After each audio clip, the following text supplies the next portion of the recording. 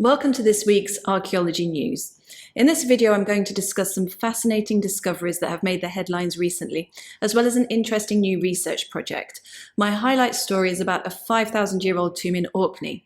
Then I talk about an ancient Egyptian cemetery dating to the New Kingdom, an Aztec snake sculpture that emerged during an earthquake, a huge Nordic Bronze Age hall in Germany that was probably the seat of a legendary king, a set of Bronze Age jewellery in Switzerland that includes some rather unusual artefacts, and an ambitious project to investigate submerged prehistoric settlements in the Nordic and Baltic Seas.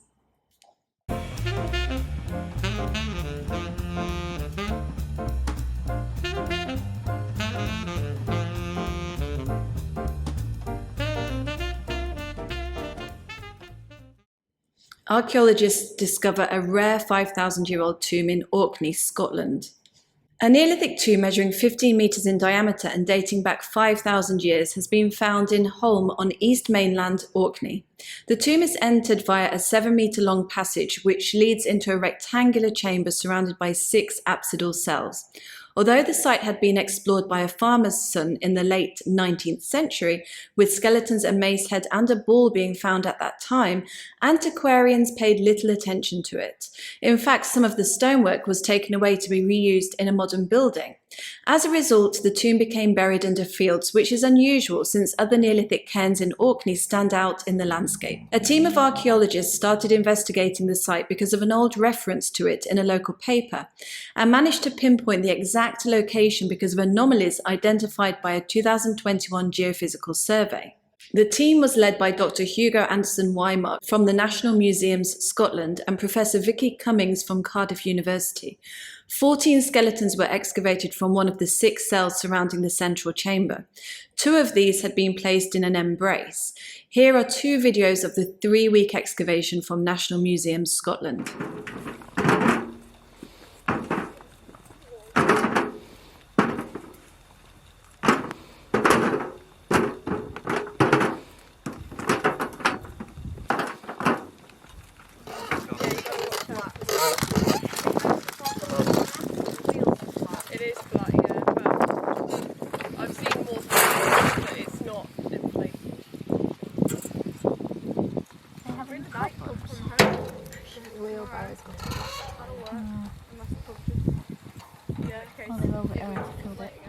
The tomb was constructed using a corbelling technique and would have been visible from far away originally. It has been classed as a Mace Howe type passage grave. There are 12 of these type in Orkney, including the famous Mace Howe, Cween and Coines. As well as the skeletons, some line carvings were discovered on the back of one of the stones.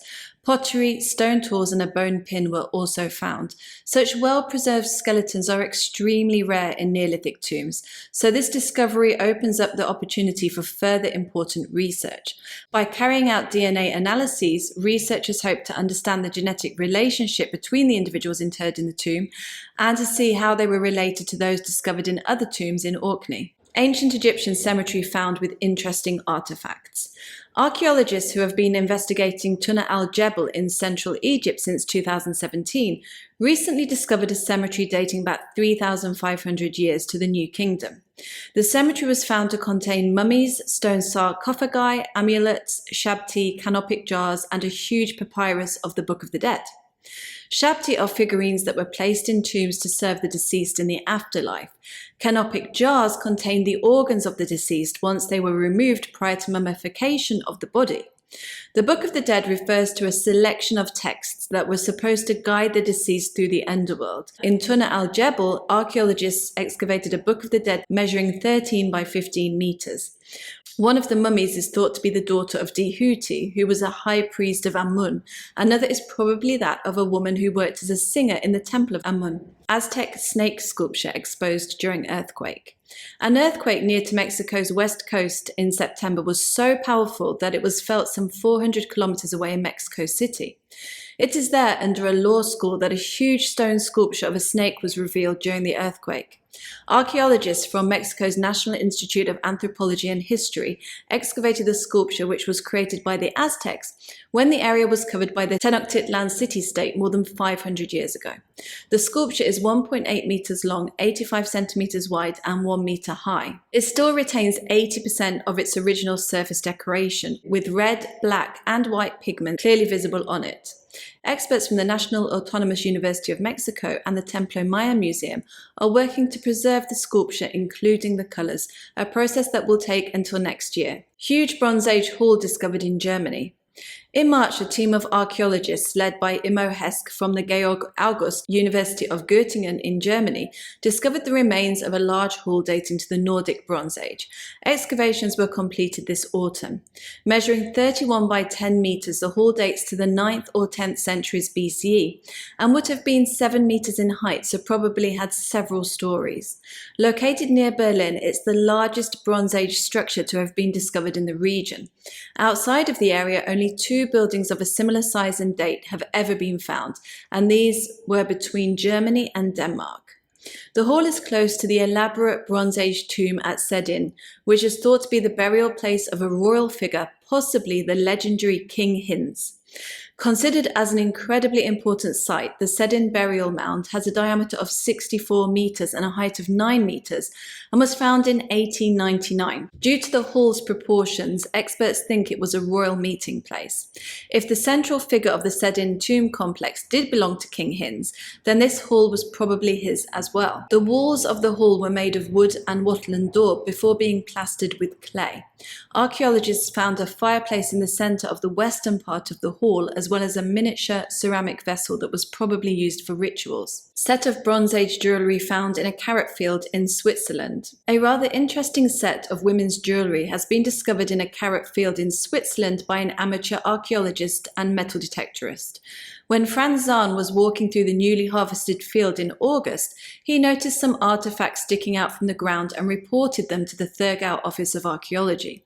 A team of archaeologists removed a block of earth from the field the next day and transferred it to the Frauenfeld Conservation Laboratory to investigate further. In the block of soil, archaeologists discovered 14 bronze discs, 8 gold wire spirals, and 11 bronze wire spirals. The discs would originally have been threaded together by a string or piece of leather to make a necklace, with the spirals being used as spacers. They also found more than 100 amber beads, 2 rings, a rock crystal, a beaver tooth, a bear tooth, a bronze arrowhead, polished iron ore, an ammonite, and a fossilized shark tooth. The set dates to around 1500 BCE and would probably have been buried in an organic bag or container which has long since decomposed. These artifacts were not grave goods, since no signs of a burial have been found in the vicinity of them. It's not certain what the rock crystal, iron ore, or fossils were for. They may have been worn in some way or carried as protective amulets. University of Bradford awarded funds to search for submerged civilisations. Early in 2024, the University of Bradford's Submerged Landscapes Research Centre will start a project called Subnordica to investigate submerged landscapes in the Baltic and North Seas. Subnordica is a collaboration between the University of Bradford, Aarhus University, the Mosgard Museum, and the German Research Institute, NIHK. The European Research Council has awarded more than €13.2 million to the project as part of the Horizon Europe programme. After the last glacial maximum, more than 3 million square kilometres of land in Europe was lost due to rising sea levels. This included coastline, river valleys, and offshore islands. Many areas of human habitation were lost in the process. This project will use artificial intelligence and computer simulation to map the seabed, identifying sites of prehistoric human activity that can be investigated by archaeologists. Subnordica will be able to determine to what extent prehistoric groups formed settlements on coastlines compared to inland, and how those located by the sea exploited marine resources. Legacy data such as geophysical, seismic and acoustic surveys and geological and geotechnical boreholes will also be analysed for the project. 3 other ongoing projects at the University of Bradford also research submerged marine paleolandscapes. These are Life on the Edge, Taken at the Flood, and Unpathed Waters. That's it. If you enjoyed this video, please hit the like button and subscribe to my channel if you don't already. A big thank you goes out to my patrons and channel members. I'll see you next time.